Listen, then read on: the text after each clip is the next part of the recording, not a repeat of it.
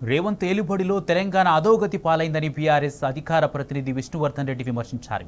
BRS 9.5 పాలనలో 4 లక్షల కోట్ల రూపాయల పెట్టుబడులు ఆకర్షిస్తే కాంగ్రెస్ అసమర్థ విధానాలతో ఉన్న కంపెనీలన్నీ ఇతర రాష్ట్రాలకు తరలి వెళ్తున్నాయని నిప్పులు చెరిగారు. కేసీఆర్ హయాంలో తెలంగాణ అన్ని రంగాల్లో దేశంలోనే అగ్రగామిగా ఎదిగిందని చెప్పారు.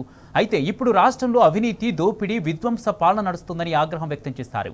రేవంత్ రెడ్డి ఇప్పటికైనా తీరు మార్చుకొని పాలనపై దృష్టి పెట్టాలని విష్ణువర్ధన్ రెడ్డి హితవు పలికారు.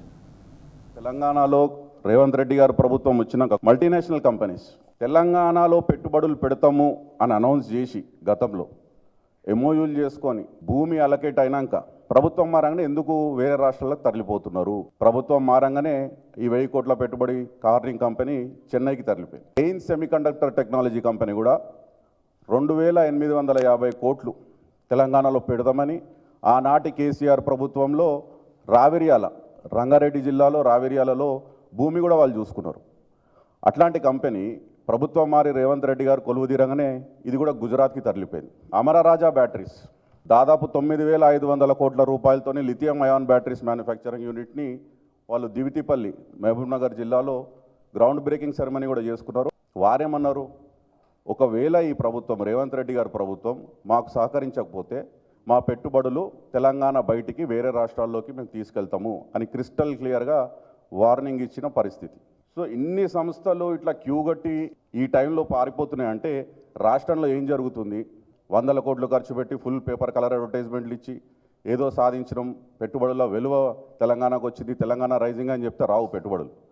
మేము కేసీఆర్ గారి ప్రభుత్వంలో ఉన్నప్పుడు అప్పుడు ఇట్లాంటి వార్తలు వచ్చేవి. మహారాష్ట్రకు చెందిన వెల్స్పన్ గ్రూప్ వాళ్ళు పెట్టుబడి పెట్టి తెలంగాణలో ఇక్కడ విధానాలు మాకు నచ్చినాయి, ఇక్కడ ప్రభుత్వము మాకు అన్ని విధాలుగా సహకరిస్తుంది, మేము మా పెట్టుబడుల్ని పెంచుతామని చెప్పి అనౌన్స్మెంట్లు చేసినారు. వెల్స్పన్ గ్రూప్ పెట్టుబడి పెట్టింది దాదాపు 350 కోట్లు 500 కోట్లు అప్పట్లో మొదట్లో తెలంగాణలో. కానీ తర్వాత 5000 కోట్లు పెట్టుబడి పెడతామని చెప్పి వాళ్ళు అనౌన్స్ చేశారు. కిటెక్స్ సంస్థ, కేరళ బేస్డ్ కిటెక్స్ సంస్థ, ఆయన ఎండి సాబు జేకబ్ గారు, వీరు 1000 కోట్లు పెట్టుబడి పెడతామని తెలంగాణకు వచ్చి ఇక్కడ విధి విధానాలు నచ్చి ఆనాడు ఇక్కడికి వచ్చిన తర్వాత 3000 కోట్లకు వాళ్ళ పెట్టుబడులు ఇంక్రీజ్ చేశారు. 26% రిపీట్ ఇన్వెస్ట్మెంట్స్ వచ్చిన ఏకైక రాష్ట్రం తెలంగాణ. అందులో కేసీఆర్ గారు ప్రభుత్వం ఉన్నప్పుడు 2014 నుండి 2023 వరకు. ఇది ప్రభుత్వ వెబ్సైట్ టిఎస్ ఐపాస్ వెబ్సైట్లో ఉన్నటువంటి లెక్కలు. ఎన్ని ఇండస్ట్రీస్ వచ్చినాయి, ఎన్ని వేల కోట్ల పెట్టుబడులు వచ్చినాయి, ఎంతమందికి ఉద్యోగ అవకాశాలు కల్పించారు అనేది year by year TS iPASS వెబ్సైట్లో ఎవరైనా పోయి చూడొచ్చు. మీ అనాలోచిత విధానాలకి ఎట్లయితే పెట్టుబడులు వస్తలేవో తెలంగాణకి క్రిస్టల్ క్లియర్గా మీరే చెప్తున్నారు. కోవిడ్ సంవత్సరంలో 2020-21 3384 ఇండస్ట్రీస్ వచ్చినాయి కొత్తవి. పెట్టుబడులు వచ్చేసి 16,047 కోట్ల పెట్టుబడులు, 1,62,597 ఉద్యోగాలు ఆ రోజు కోవిడ్ సంవత్సరంలో తెలంగాణలో వచ్చినాయి. ఈ ఆర్థిక సంవత్సరంలో వచ్చిన పెట్టుబడులు కేవలం 1,671. కోవిడ్ సమయంలో వచ్చినటువంటి పెట్టుబడులు కూడా సగానికి సగం పడిపోయినటువంటి పరిస్థితి. ఇప్పుడు వచ్చినటువంటి ఇన్వెస్ట్మెంట్స్ కూడా కేవలం 12,000, అప్పుడు వచ్చింది 1,60,000, ఇప్పుడు వచ్చిన ఉద్యోగాలు 42,000, ఆనాడు 1,62,000. వీళ్ళ అసమర్థ పాలనతోని, చేతగానితనంతోని, అనాలోచిత నిర్ణయాలతోని రాష్ట్రాన్ని అధోగతి పాలు చేసిరు అని క్రిస్టల్ క్లియర్గా క్యాగ్ రిపోర్ట్ చెప్తుంది. ఈ సంవత్సరం రెవెన్యూ డెఫిసిట్ 26,000 కోట్లకు చేరింది మొదటి 10 నెలల్లోనే. వీళ్ళు వేసిన అంచనా 2,21,242 కోట్లు, కానీ వచ్చింది ఎంత?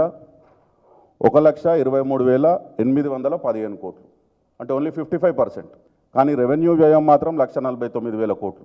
మరి 26,000 కోట్లు రెవెన్యూ డెఫిసిట్ని ఎట్లా భర్తీ చేయాలి తెలియదు. రిజిస్ట్రేషన్లు పడిపోయినాయి. 15,000 కోట్లు అంచనా వేస్తే రియల్ ఎస్టేట్ రాబడి ఈ ఆర్థిక సంవత్సరంలో కేవలం 10,000 కోట్లే వచ్చింది. మీరు ఆంధ్రప్రదేశ్ 12%, తమిళనాడు 32%, కర్ణాటక 8%, మహారాష్ట్ర 12%, కేరళ 10% పెరిగితే రెవెన్యూ రిసీట్స్, తెలంగాణది -0.08. ఇవి లెక్కలు నేను చెప్పే లెక్కలు కాదు, ఇవి క్యాగ్ చెప్పే లెక్కలు, ఆర్బీఐ చెప్పే లెక్కలు. తెలంగాణ రాష్ట్రంలో జిఎస్టీ కలెక్షన్స్ వచ్చింది 1%. ఏం చేయాలి? ప్రజాధనాన్ని, ప్రజా సొమ్ముని తెగ నమ్మాలి. గతంలో రేవంత్ రెడ్డి గారే పెద్ద పెద్ద మాటలు మాట్లాడినారు.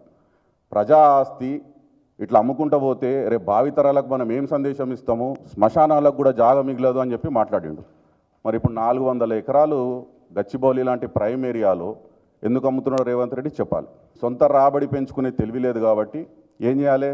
మద్యం మీద రేట్లు పెంచాలి, కొత్త బార్లకి పబులకి వైన్ షాప్లకి పర్మిషన్లు ఇవ్వాలి, తద్వారా ఏదో ఖజానా నింపుకునే ప్రయత్నం చేయాలి. చాలా పెద్ద డిస్ప్యూట్లు కానీ లిటిగేషన్లు కానీ ఇతరతర సమస్యలు తలెత్తే విధంగా ఆదరబాదరగా ఈ మార్చి ఆఖరు లోపు దాదాపు 3,000 కోట్లు తెలంగాణ ప్రజల ముక్కు వెండి వసూలు చేయాలని చెప్పి ఎల్ఆర్ఎస్ తీసుకొచ్చింది ఈ రేవంత్ రెడ్డి ప్రభుత్వం.